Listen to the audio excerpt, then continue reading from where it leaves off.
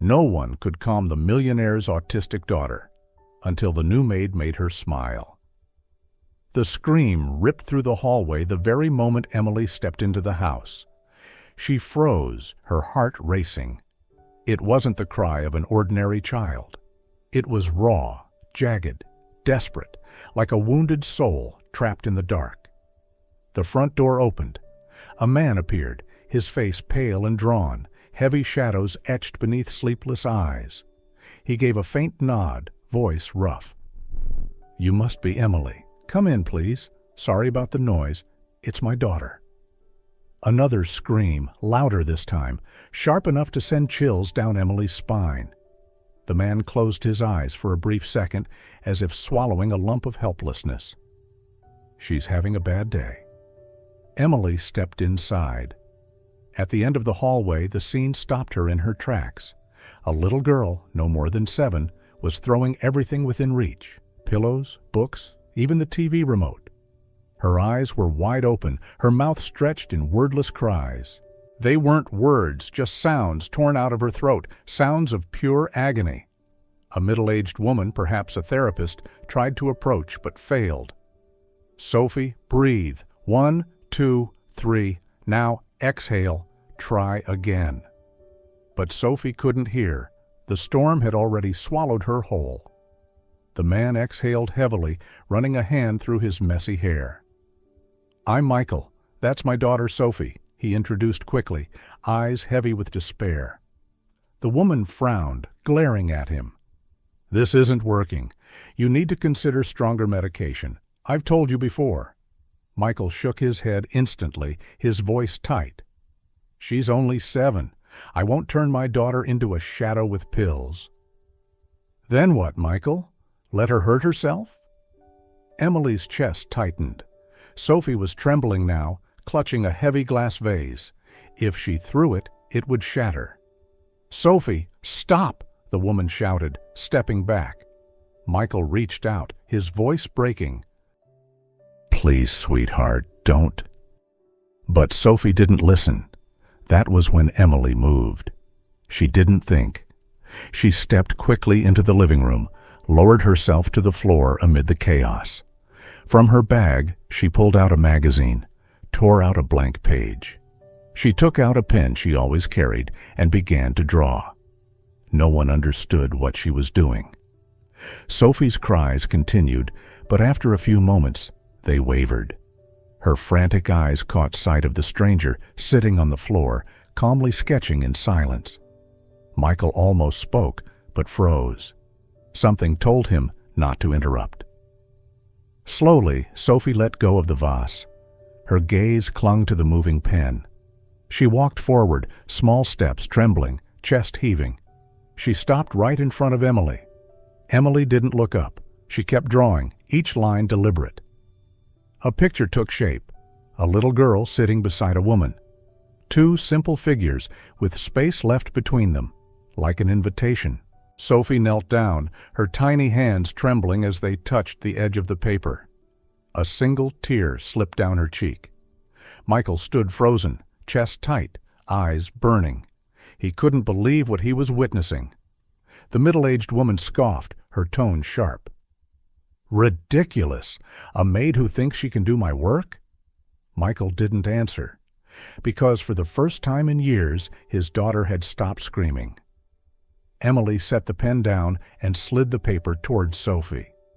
With tearful eyes, Sophie clutched the drawing to her chest. Then, suddenly, she bolted up the stairs, disappearing into her room. Silence filled the house. Michael turned to Emily, voice unsteady. "What did you just do?" Emily, still catching her breath, shook her head gently. "I don't know. I just drew." Michael looked toward the staircase where his daughter had vanished, and for the first time in so long, he felt a fragile spark of hope flicker in the darkness. The woman, Rachel, tightened her grip on her handbag. Her perfume was sharp, her posture perfect, her eyes judging everything she saw. Even her smile felt like a cut. "I have to go. There are other patients waiting. But, Michael, you and I need to have a serious talk." She glanced at Emily, a brief look, yet heavy enough to make the air in the room grow colder. Children like Sophie need clinical treatment, not maids who believe kindness can replace expertise. The door slammed shut, the sound echoing through the hallway like a sentence passed. Michael stood still for a moment, then exhaled softly, his hand brushing through his messy hair. "I'm sorry, Emily. That was Rachel, Sophie's therapist. She's a bit extreme, but she's not entirely wrong. It's just Sophie isn't like other kids." He looked up, eyes red and weary. "She's 7 years old, and she hasn't spoken a single word for the past 2 years." Emily froze. Michael continued, his voice hoarse. "At school she was bullied. Mockery, stares, whispers. One day she just stopped speaking. Since then, no therapy has worked. Psychology sessions, medication, speech therapy, all failed. Rachel is the 5th specialist already. And me? I can only stand by and watch my daughter slip further away from the world. The only thing that calms her down is drawing." The house fell silent. Emily simply nodded, afraid to say more. "Let me show you where you'll be working," Michael said quietly. That entire day, Emily worked in the gleaming mansion, but her mind remained upstairs, with the little girl whose eyes carried a storm. Evening came. The golden light of sunset spilled through the tall windows, coating the wooden floor in amber. Emily was wiping the table when she heard the soft sound of small footsteps. She turned around. Sophie stood at the doorway, holding a folded piece of paper tightly in her small hands. The girl walked closer, silent, her eyes trembling with something fragile and uncertain. Emily knelt down, smiling gently. "You want me to see it?" Sophie didn't reply. She simply extended the paper toward her. Emily unfolded it carefully, as if afraid to break something precious. A drawing. 2 people sitting together. A woman with long hair and a little girl, both facing the sun. The lines were clumsy, yet full of warmth. Emily's heart tightened. She picked up a pen lying nearby and added a few strokes, a smile on their faces, rays of sunlight streaming down from the sky. Then she handed it back. Sophie stared at the paper for a long moment. Then her lips trembled. And a small smile appeared, her first in 2 years. Fragile, but bright enough to light up the room. "Sophie, where are you?" Michael's voice echoed from the staircase. He stepped into the room and froze. His daughter stood beside Emily, sunlight pouring over both of them, the drawing clutched between her small fingers. "What's going on here?" Sophie turned toward him, shyly offering the paper. Michael took it, his eyes scanning the crude lines. Then his expression shifted, first narrowing, then trembling. "You drew this, Sophie?" The little girl nodded softly. Michael dropped to his knees, wrapping her in his arms, his voice breaking in his breath. "You've made me so happy, sweetheart. Do you know that?" Sophie didn't speak. She just hugged him, then ran off to her room, still clutching the drawing like a treasure. Michael stood there for a long time, then turned away to wipe his tears. "I'm sorry, Emily. You just witnessed something I thought I'd never see again. It's been so long since she last smiled." He paused, his voice falling lower. "She's all I have left." Emily only nodded, her eyes catching the soft light of sunset, warm yet distant. "You'll come back tomorrow, won't you?" Michael asked, his tone almost pleading. "Of course, I'll be here." When Emily stepped outside, the sky was already painted red. Along the tree-lined street, the wind brushed through her hair, carrying with it Sophie's first smile. A small, trembling smile, yet enough to make the woman's heart quiver. When Emily returned to her small rented room, she sat by the window looking down at the dark street below. She thought of her grandmother, of the nights she used to hide in her arms whenever fear crept in. "Sophie is just like I was," she thought. A child wounded by the world, just needing someone willing to sit beside her. The next day, Emily came back. Michael greeted her with tired eyes, though there was something different in them this time, an edge of hope and a trace of hesitation. "She's upstairs. She wouldn't eat breakfast, but she brought her drawing things." Emily nodded softly and continued her work. Not even an hour later, the soft sound of small footsteps echoed down the stairs. Sophie appeared, eyes cautious, clutching a folded piece of paper in her hands. The girl stood silently at the kitchen doorway, watching Emily for a long time. Emily stopped what she was doing, wiped her damp hands, and gently reached out. Sophie came closer and handed her the paper. Emily opened it carefully. Her heart tightened. It was a drawing, 2 figures sitting side by side, one big, one small, just like yesterday. Sophie had drawn that very moment again. A smile rose on Emily's lips, though her eyes blurred. "Thank you, Sophie. It's beautiful." The girl said nothing, only waited. Emily took a pen from her pocket and drew a circle above the 2 figures, a sun. Then she added smiles to their faces. Sophie stared at the drawing, her lips trembling slightly. And then a faint smile appeared. From afar, Michael stood still with a cup of coffee in hand. How long had it been since he last saw his daughter smile? After that, a quiet ritual began to form. Every afternoon, Sophie would bring down a new drawing. Emily would sit with her on the floor, continuing the story with her pen. A broken heart, Emily drew bandages across it, as if stitching every crack back together. A dark cloud with thunder.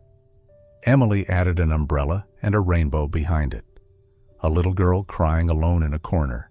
Emily drew another little girl stepping in to hug her. Each time, Sophie would pause for a long while, clutching the paper close to her chest. Her eyes shimmered with tears, but her lips always curved into a soft smile. Michael watched in silence. For years, countless doctors and therapies had failed. But now, with just a few lines on paper, his daughter seemed to be opening a new door. One evening, after Sophie had gone to her room, Michael approached Emily. "I don't know how you did it, but she's different. Calmer. She sleeps better." Emily hesitated. "I didn't do anything special. I just drew." "No," Michael said, shaking his head, his voice trembling. "You gave her something I couldn't. Connection." Emily didn't reply, but in her heart she knew. Sometimes what a child needs isn't complicated advice or medicine. It's simply someone who listens, not with their ears, but with their heart. On the 4th day, Sophie brought a different kind of drawing. A large house, doors tightly shut, and a small girl standing alone before it. Emily looked at it for a long moment. Then she sat down and added another figure. A woman opening the door, reaching out her hand. Sophie looked up, tears glimmering in her eyes. Then she suddenly threw her arms around Emily, tight, unexpected, fierce. Emily froze for a second, then gently hugged her back. "It's all right, sweetheart. Every storm passes." Michael stood at the kitchen doorway, his hands trembling around a cup. Tears rolled down his fingers. For years, he had never seen his daughter give anyone a hug. And in that moment, he knew. Emily hadn't come into their lives by accident. But that peace didn't last long.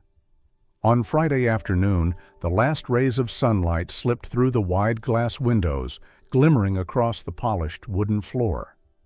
Emily was carefully folding Sophie's small clothes in the laundry room when the doorbell rang.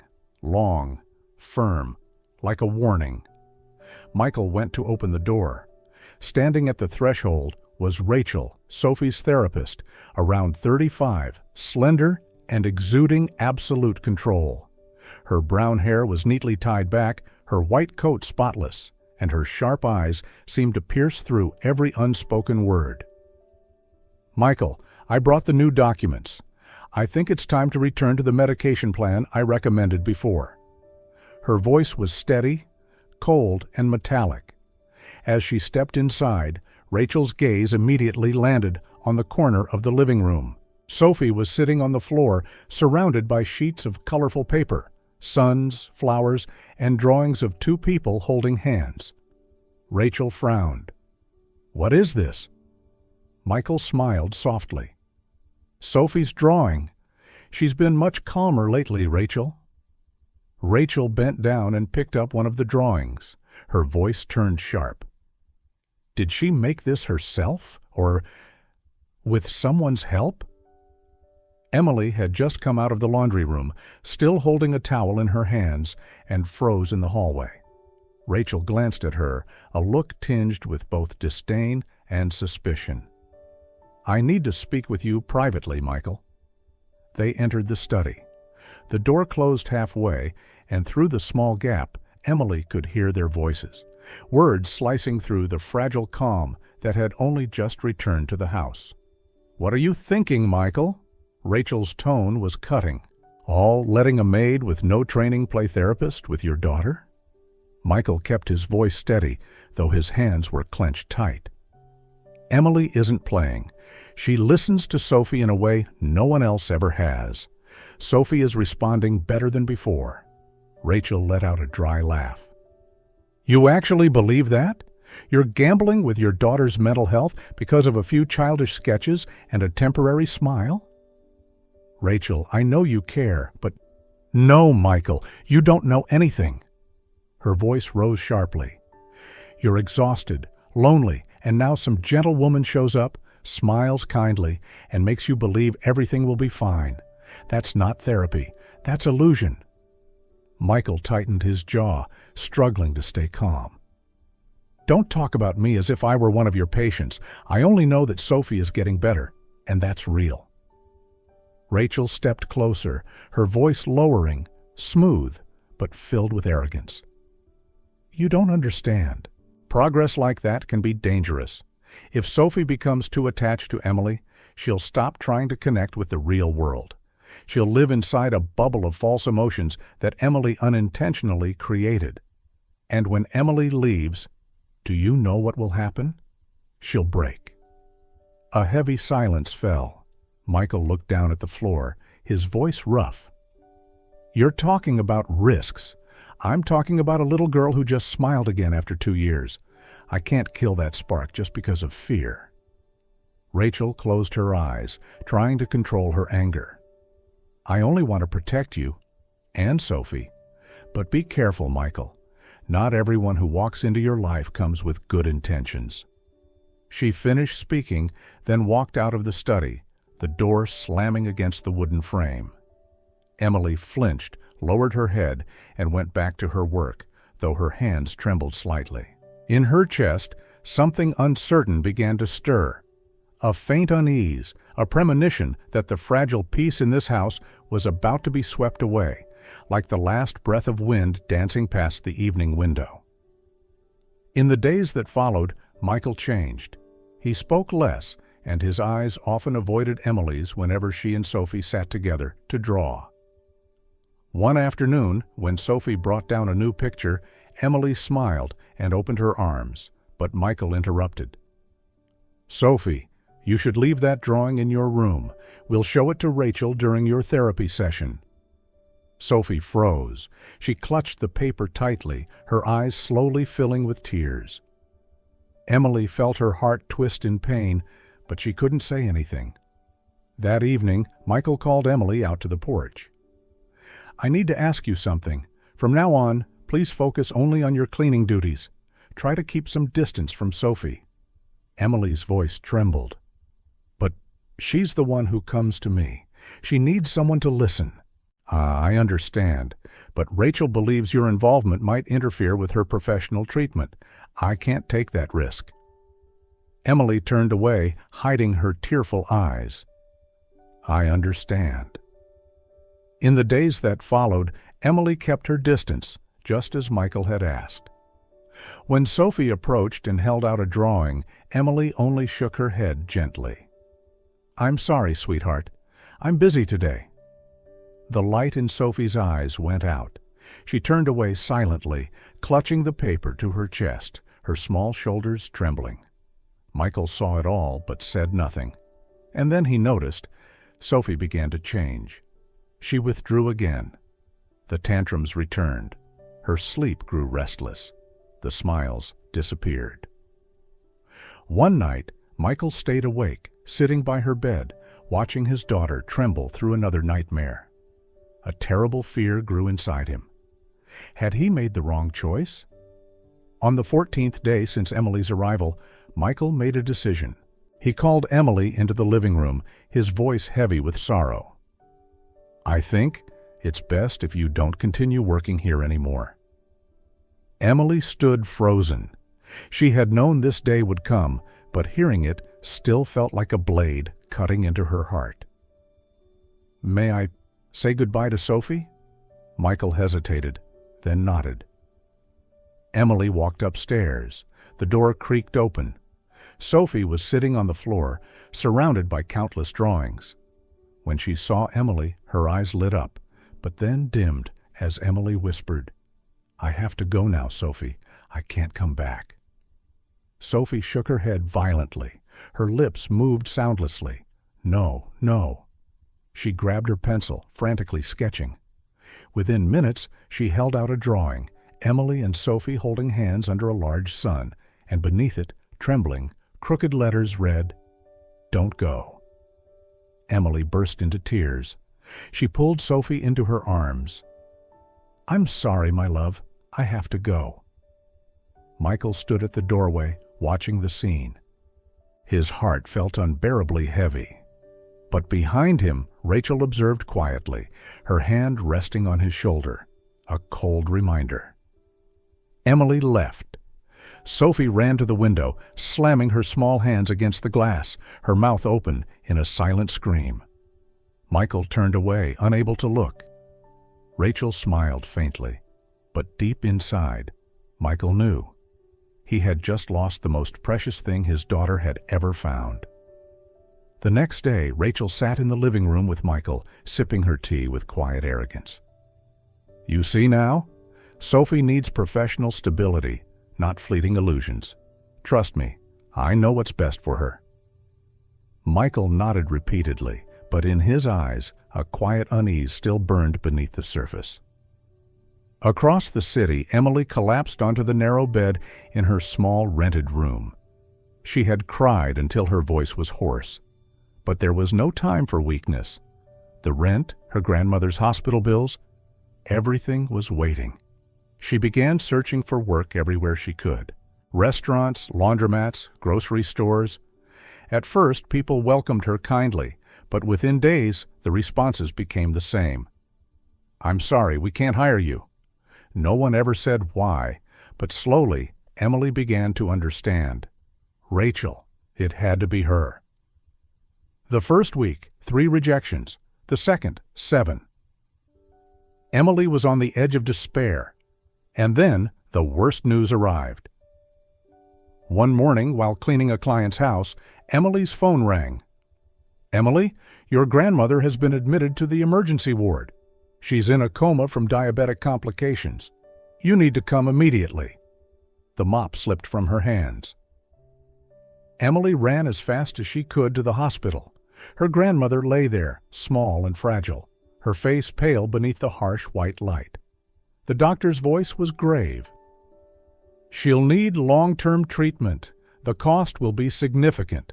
The family should start preparing as soon as possible." Emily staggered. Family? Her grandmother was all she had. In the sterile white room, Emily sat beside the bed, clutching the trembling thin hand. "I'll find a way, Grandma. No matter what, I'll find a way." But deep inside, she knew. That promise had never felt so fragile. Meanwhile, in the mansion now drowned in silence, Sophie slowly sank into a darkness that had no name. She refused to eat, refused to speak, only sat for hours in her room, drawing endlessly. Sheets of paper covered the floor, filled with shades of gray, black, and deep blue. Emily walking away, Sophie sitting alone beneath an empty sky, a door closed forever. Michael stepped inside, carrying a tray of food. He tried to smile, but his voice trembled. "Sweetheart, please eat a little, will you?" Sophie didn't answer. She pushed his hand away. The bowl fell to the floor and shattered, the sound sharp and final, like a blade cutting through the air. Michael had never lived through a night as long as this one. Sophie lay curled up on the bed, her eyes tightly shut, her whole body trembling. Each time she exhaled, Michael felt his heart tighten a little more. He had trusted Rachel, believed that the scientific way would save his daughter. But all he saw now was the shadow of a child sinking deeper into her own pain. At dawn, as Sophie turned in her sleep, a piece of paper slipped from beneath her pillow. Michael bent down to pick it up and froze. It was one of Sophie's drawings, Emily and the little girl sitting side by side beneath a shining sun, both of them smiling. Michael lifted the pillow. Inside was a thick stack of drawings, every single one of them filled with Emily's face. Sophie had hidden her memories like treasures, holding on to every fragment of warmth. Michael's hands shook. Each page felt like a blade cutting into him. He whispered, "Oh God, she doesn't need medicine. She needs her." That morning, Michael sat in his office, the drawings spread across the desk. He opened his laptop and began typing, "Selective mutism treatment through art therapy." Dozens of articles appeared. He read them feverishly, line after line, study after study. They all said the same thing. Children need genuine emotional connection, not pills, not theories. Exactly what Emily had given his daughter.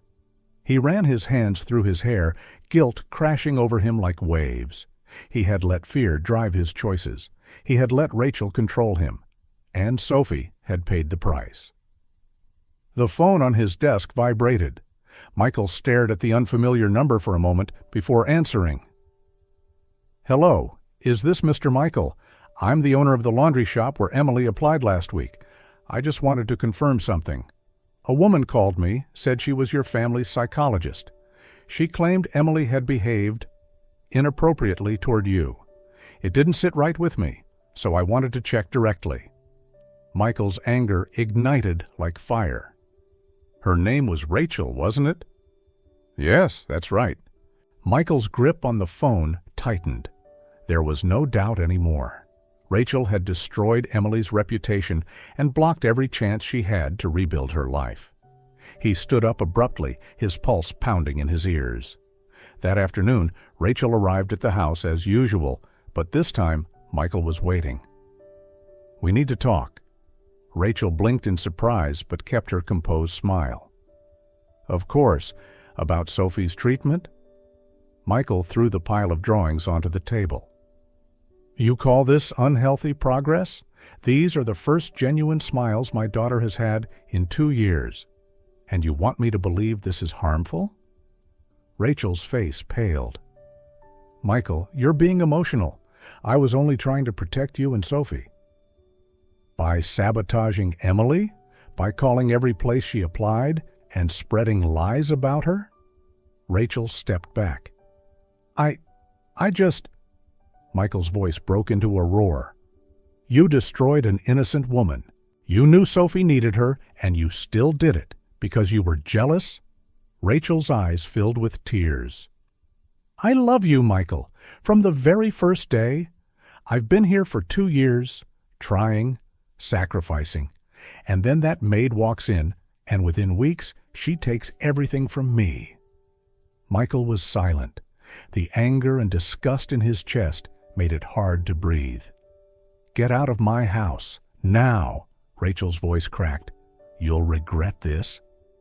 "The only thing I regret," Michael said coldly, "is ever trusting you." The door slammed shut. Michael stood there, breathing heavily, tears spilling down his face. He knew what he had to do next. That night, he drove to the address Emily had written on her employment form, but the small rented room was empty. A neighbor shook her head.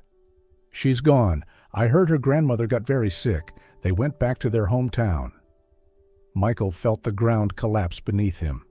He turned toward Sophie, sitting quietly in the back seat. Her eyes glimmered, filled with waiting.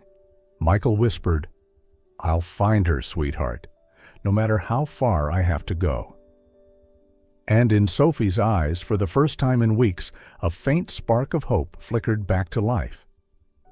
The road to Emily's grandmother's village was long and uneven. The small village lay hidden among vast, open fields, where old tile-roofed houses clustered together in silence, as if time itself had stopped moving. Michael drove through the night. Sophie sat in the back seat, clutching Emily's last drawing tightly against her chest, unwilling to let it go for even a moment. When the car finally stopped in front of a run-down little house at the end of a dirt road, Michael held his breath. The paint on the wooden door was peeling. It hung slightly ajar. Outside, Emily sat on the porch, knees drawn to her chest, her face pale and hollow from exhaustion. Sophie was the first to move. She bolted from the car, running straight into Emily's arms, wrapping her small hands tightly around her. Emily froze and then burst into tears. "Sophie, my sweet girl." The child buried her face in Emily's chest, her shoulders trembling. Michael walked closer. Emily's eyes met his, and everything she had been holding in erupted into anger. "What are you doing here? Haven't you done enough?" Her voice was hoarse, heavy with heartbreak. "Because you believed a selfish woman's lies, I lost everything, my job, my reputation. I have nowhere left in that city. I came back here to care for my grandmother, to work any job I can find just to survive. Do you even know she's in the hospital?" Michael's throat tightened, his hands curling into fists. I know I was wrong. I let fear blind me. Rachel destroyed everything, but I swear, I'll never let anyone hurt you again." Emily wiped her tears, her voice steady, but cold. "You can apologize, Michael, but who's going to give me back everything I lost?" Michael stood in silence. There were no words strong enough. Only Sophie's pleading eyes remained, her tiny hands clinging to Emily, terrified of losing her once more. Emily sighed softly, brushing Sophie's hair with a trembling hand. "All right, I'll draw with you, my love, but that's all. Everything else will take time." Michael nodded, overcome with emotion, as if for the first time in a long while, life had given him a second chance. In the days that followed, Emily returned to the drawing sessions with Sophie. They sat together on the wooden floor, surrounded by blank sheets of paper and boxes of colored pencils. Sophie drew her fears, and Emily drew hope. Sophie drew darkness, and Emily added light. For the first time in weeks, Sophie giggled softly when Emily sketched a silly character with wild, spiky hair. Michael watched from a distance, his heart trembling at the sound of his daughter's laughter. One evening, as Emily was putting away the art supplies, Michael approached her. "Let me help your grandmother. I'll take care of the hospital bills." Emily froze and shook her head quickly. "No, I don't want to owe you anything." "This isn't a debt," Michael said quietly. "It's my fault. If I hadn't trusted Rachel, you wouldn't be suffering like this. Please, let me do what's right, just once." His eyes were so sincere that Emily couldn't bring herself to refuse. Tears welled up again. "I don't know if I can ever forgive you." Michael's voice trembled. "I'm not asking for forgiveness, not yet. I just want a chance to prove myself." That night, when Emily's grandmother finally awoke from her coma, Emily sat beside her, her eyes tired but shining. Michael arrived with a bag of new medicine, and Sophie sat on the edge of the bed, handing Emily a drawing, 3 figures standing together beneath a roof, a large heart floating above their heads. Emily looked at the picture for a long moment. Inside her, the wall of anger began to crack, just slightly. She couldn't trust again so easily, but she knew that maybe, just maybe, the road to healing had begun. Time passed, and the quiet days in the small town became a turning point for all three of them. Emily decided to stay, caring for her grandmother while working part-time at a little diner. Yet every evening after her shift ended, she would spend a few precious hours sitting on the floor beside Sophie, drawing. Their drawing sessions gradually became a ritual of healing. At first, Sophie only drew shadows, tears, empty rooms, dark corners. Emily didn't speak much. She simply sat beside her and added small flowers, soft rays of sunlight, and birds taking flight. One afternoon, Sophie drew herself sitting in a corner under a dark cloud. Emily added another figure, Sophie from the future, standing with white wings, smiling bravely at the darkness. Sophie stared at the picture for a long moment, then threw her arms around Emily and whispered in a hoarse little voice, "Thank you."